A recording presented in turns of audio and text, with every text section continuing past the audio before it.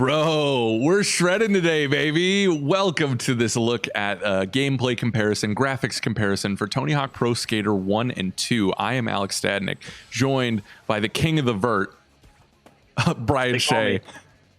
Hey, what's going on, Alex Stadnik? I haven't talked to you for like 5 minutes. It's been quite some time. Today, like I said, we're looking at Tony Hawk Pro Skater is finally coming to Switch, and we wanted to give you kind of an idea of what the game is going to look like now that it is not on. Well, it's on PlayStation and Xbox still, right? But now we're looking at it on Nintendo's hybrid here, and I'm happy to report, Mr. Shea, that whilst it may not look the best, we are not in the territory of something like the Outer Worlds or like The Witcher, where it's like almost unbearable to look at. Yeah, I was actually surprised by how smooth it looks. I've not had a chance to check out the game on Switch. I reviewed it on both PlayStation 4 and Xbox One. But yeah, this looks pretty good. Yeah. So transition to the full screen of Switch. Yes. So we're gonna do this for a couple of levels coming up here, but we wanted to start where all Tony Hawk videos do on Warehouse, right? Of course. Yeah. The legend. The legend. Goat. Yes, of course. But yeah. So I mean, right off the bat, you can see that the lighting and textures definitely aren't as polished as the the Xbox and PlayStation versions, but that honestly wasn't that big of a deal for me, just because I feel like the Switch version runs very well. I wasn't feeling like the technical limitations of the Switch port were affecting me pulling off tricks, which didn't appear that way right there. But yeah, I end with grace, as I usually do here. But yeah, I really like. Especially in handheld mode, it was really easy to just pick up and play and not feel like I was sacrificing too much, which is nice. Obviously, so now we're looking at the comparison, right, with the Series X versus the Switch, and it's definitely smoother on Series X, right? But I think we kind of knew that coming into this. Yeah, more horsepower to work. Yeah. So, and I forgive me, I don't know if Switch hits the 60 frames a second. I'm not sure. I don't think so, but you can definitely see there's a visual difference here. Yeah, but it still looks good. Like, you going in when it's a multi-platform release that also comes to Switch, you typically understand, unless it's like an indie game that's looking to replicate like the old school aesthetic, you're typically in the understanding that you're going to have a slight visual hit on the Switch version. And I think it's a matter of, all right, is it going to look like garbage by comparison, or is it going to just look like a lower res version of what we have on PS5 and Xbox Series X? And I think that's what we get in this case. Yeah, I agree. The faces of some of the skaters definitely took a hit, right? But I think the environments are passable enough. And make for a great time. What's up? What controller did you use when you were playing? Oh, baby, I'm a pro gamer. We got to be using that pro.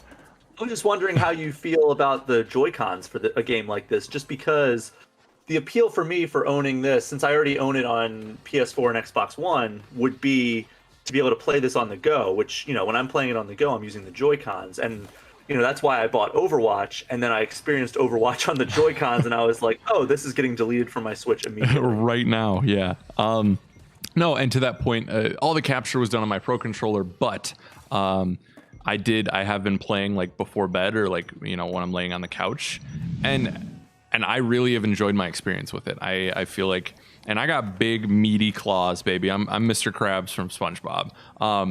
And I really didn't feel like it was that much of an impediment to pull off the tricks that I wanted. Obviously, as you can see from this footage, I'm not pro by any stretch, especially if you watch the Switch version there. Or either. Yeah. But I found it's a really fun way to just kind of wind down and not get too competitive with it, and just try to get a couple of the skate letters right, or finish off some of the objectives. And so I really enjoyed it. So if the Joy-Cons fit nicely in your hands and you really, like those controllers, I definitely think this is a good entry for you. And I guess I don't know what the price point is on it and whatnot, but it was nice to be reminded how great these games are. Because like I really enjoyed my time with it last year, right? And I may sound like a broken record here, but I don't feel like that experience has taken that much of a hit by porting it over to Switch, like we talked about with Overwatch or Outer Worlds or something of the like, you know. And also, I looked it up just now, and the price point is $39.99 for Nintendo Switch, which I believe was the price point originally when the games launched on Xbox and PlayStation. That sounds right. I also would like to point out, this is vanity on my part, but I just want to make sure our community knows. If you go back and watch that first warehouse demo I did for when the game came out last year with, I think it was like Cork and Reeves, the highest score I got was like 40,000, I think.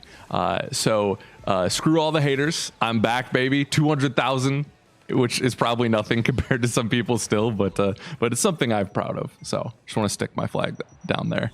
Wants to practice. Yeah, exactly.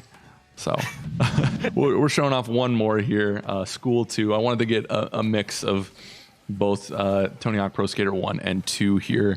But yeah, I really, like I said, if this was something that you enjoyed, I think this is a great port for this and something that I'm definitely going to be playing outside of just this recording. I want to keep going through these levels.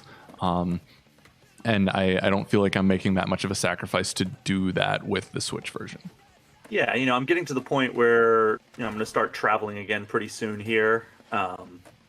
This seems like a great way to spend my turbulence riddled flights. Yeah.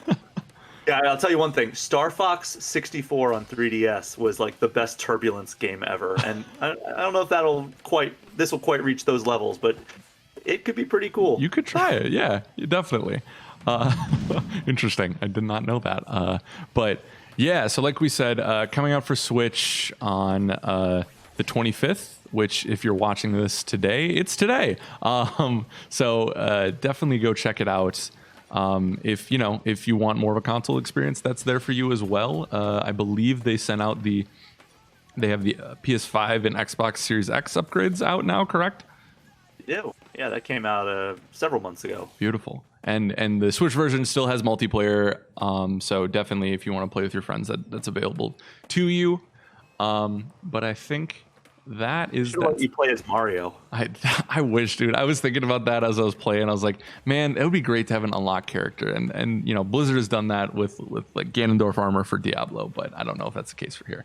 Anyways, that's your look at Tony Hawk Pro Skater 1 and 2 on Switch.